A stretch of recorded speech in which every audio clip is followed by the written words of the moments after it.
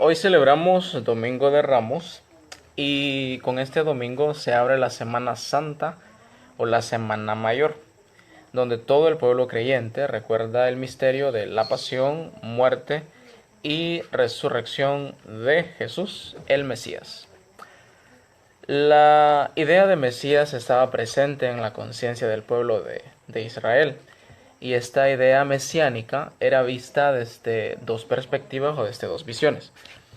La primera visión o la primera perspectiva proponía a un Mesías que liberaría y comprendería el sufrimiento del pueblo y que lo padecería en carne propia, lo que lo haría más solidario y cercano con el sufrimiento del pueblo. Esta visión se parece mucho a las características del profeta Isaías, según la primera lectura, ya que lo describe como un personaje que está sufriendo de ultrajes y salivazos, quien ofrece la mejilla, pero que no se acobarda, sabiendo que el Señor no lo defraudaría. La otra visión de Mesías que tenía el pueblo de Israel era un Mesías triunfalista, que lo miraban como un sujeto con supremo poder, quizá un gobernador con poder político. Según la teología mesiánica, muchas veces a lo largo de la historia hubo siempre en el alma, en los corazones del pueblo de Israel, una pregunta. ¿Y el Mesías no tendría que llegar con poder? Pero no, el Mesías es como la primera visión que ya describíamos. Es un Mesías original y auténtico, que comparte la suerte de los más débiles y despreciados de la historia. Y esta visión es afirmada también por el apóstol San Pablo en la carta a los Filipenses, quien dice: a pesar de su condición divina, no hizo alarde de ser igual a Dios, sino que se vació de sí mismo y tomó la condición de esclavo, haciéndose semejante a los hombres. Jesús se humilló para vivir su identidad de siervo, para cumplir de esa manera con aquello a lo que Dios le había encomendado. Él vivió su identidad de siervo en medio del pueblo al que buscaba rescatar. Con Jesús queda claro que la salvación no pasa a través de caminos triunfales o caminos fáciles, no, sino por el camino de la vía dolorosa, por el camino del sufrimiento. Camino lleno de dificultades, vicisitudes, problemas, retos que a diario como seres humanos, como creyentes, podemos experimentar.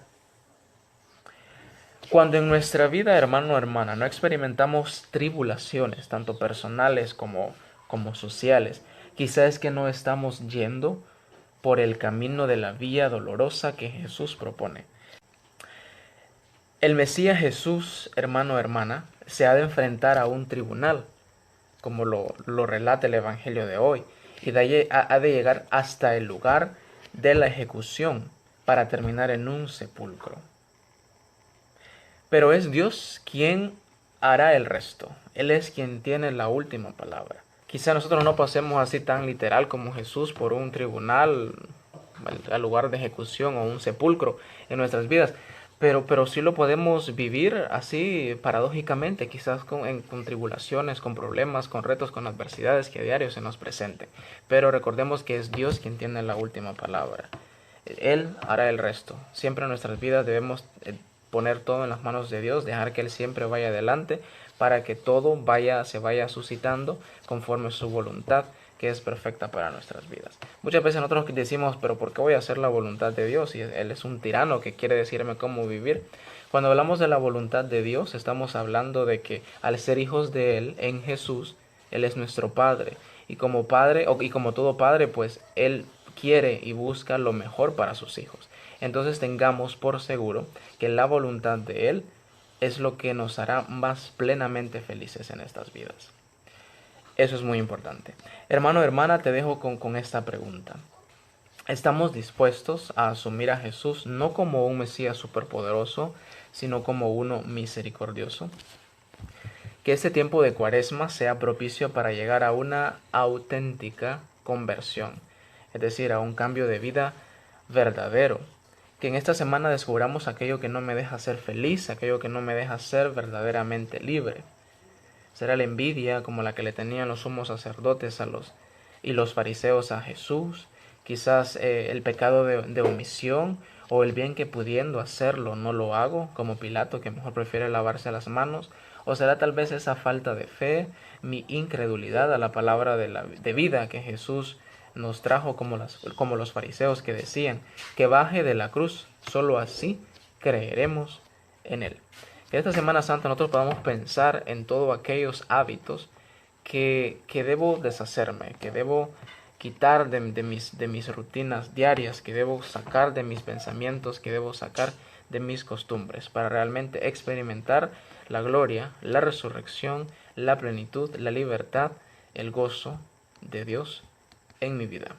Tengo un material bastante interesante que propone diferentes actividades todos los días de esta Semana Mayor. Si tú lo quieres, puedes dejar un comentario aquí en este canal o escribir a mi WhatsApp o al Facebook para que de esa manera yo pueda compartírtelo. Paz y bien, que tengas buen día y no olvides suscribirte. Bendiciones.